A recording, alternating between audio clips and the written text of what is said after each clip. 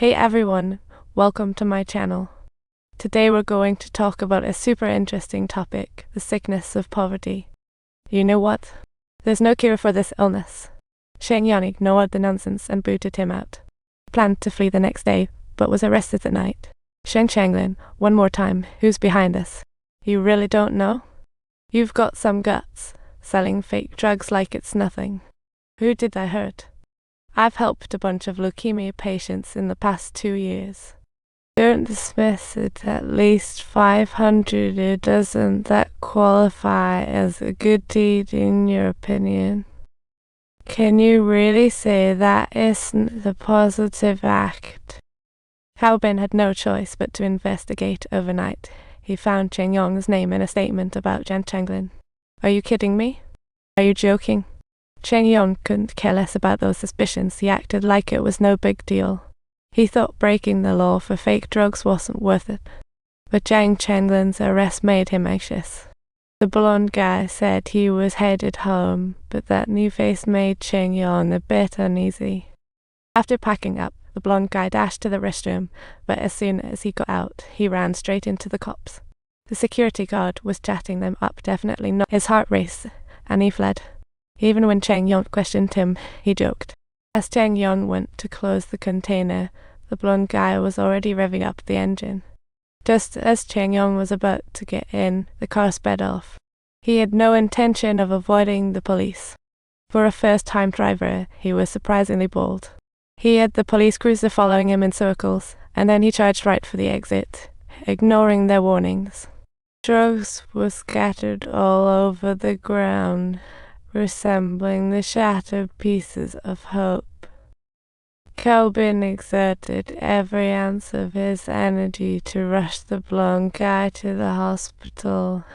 However, unfortunately, it was already too late.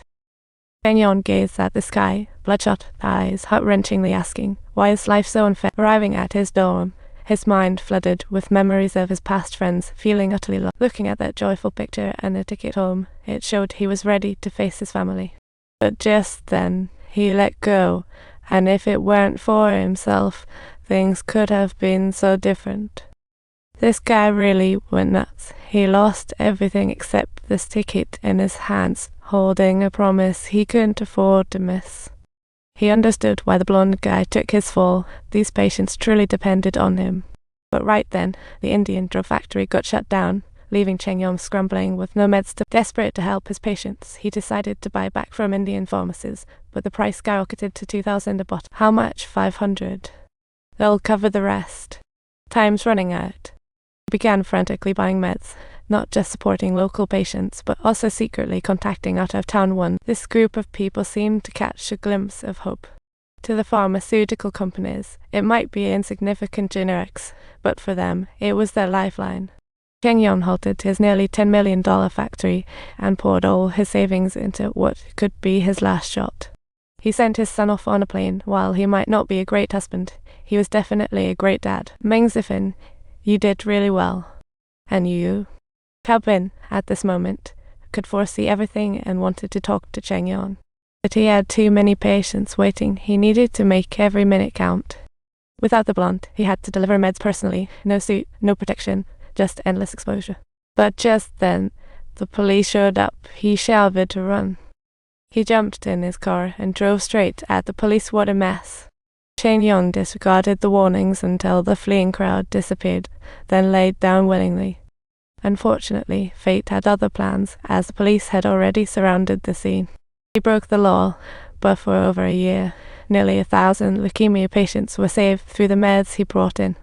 The global pricing of Gleevec is so high that many patients can't afford it. I mean, is that pricing even fair? We must understand Cheng Yong's intention was to save lives, not profit. I broke the law. What should my sentence be? I have no words. But looking at these patients just breaks my heart. They can only wait and die. Some even chose to take their own lives. I hope for a better future. I wish that day comes sooner. I told my son his dad isn't a bad guy. Sure, I smuggled and sold fake meds, but I did it to save lives, not for profit. The court took this into account and gave me a lighter sentence, People lined the streets, and even the police could empathize.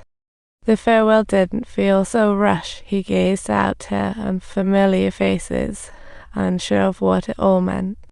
Yet, upon contemplating the fact that he could assist so many individuals, it all seemed utterly worth it. People took off their masks, showing their respect, eyes filled with reluctance. Among the crowd, he spotted Lao L0 and the kind blonde guy, and his emotion said he couldn't control himself, overflowing with gratitude. It was all worth it. Sickness is a sin, and even God can't forgive it. I'm not the drug god. I can't save this world. Subscribe now. Let's explore more stories.